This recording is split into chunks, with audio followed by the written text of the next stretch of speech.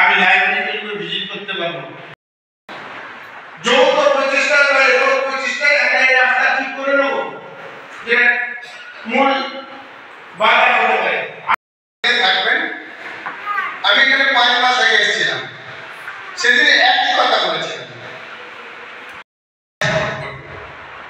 আর ত্রিপুরার সব লোকের সাপোর্ট রয়েছে। একদম 4 মাস আগে আমি বলেছিলাম আমি 2024-এ মেডিকেল কলেজ স্টার্ট করব। নিশ্চিত ইন্টারভিউ হতে পারবে। দ্বিতীয়ত ডাক্তার আমি করবই। আমি 100 জন মহিলাকে ইন্টারভিউ করেন এবং আমাদের ওখানে যুক্ত করার চিন্তা ভাবনা ছোট ছোট করে এই ধরনের স্কিমগুলোকে আমরা সরকারের প্রচুর স্কিম আছে, বেসরকারি বহু ফিনান্স করার লোক আছে।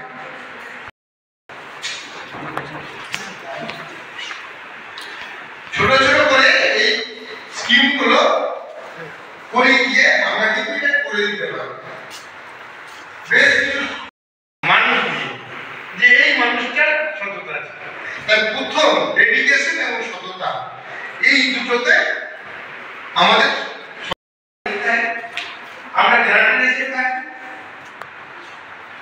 এই 1 বছরের মধ্যে আমরা প্রত্যেককে বিবেকানন্দের কথা জানি, তেনার মতামতকেও আমরা প্রাধান্য দিই। তেনার মতে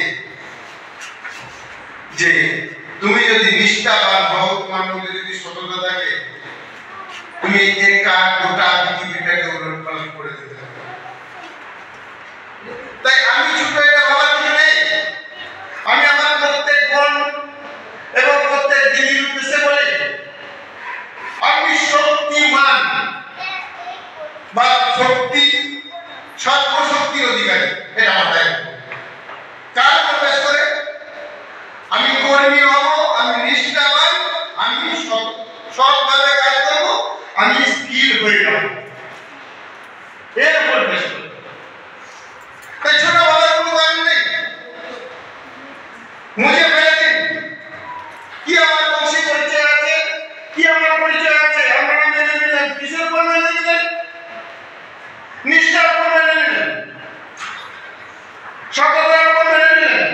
আজ পর্যন্ত কোনো অফিসে ঘুরিনি, এখানে কত সাবসিডি আছে, এখানে ন্যায় পাওয়া যাবে কিনা, আজ পর্যন্ত অফিসের কোনো স্কিম আমি জমা দিইনি। কেন দিদি? এই বিশ্বাসযোগ্যতার ঘাটতি আছে বলে।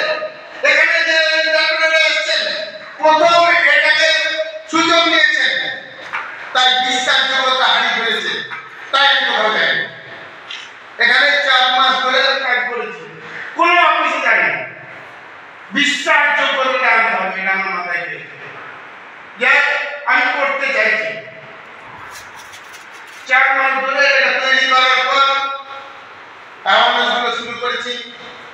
আমার ছেলেমেয়েরা বিভিন্ন জনকে বলছে, আমি কৃতজ্ঞতা প্রকাশ করছি সকলকে, আপনারা এসেছেন। আমি আনন্দিত, অভিভূত এবং উজ্জীবিত। আমি কথা দিচ্ছি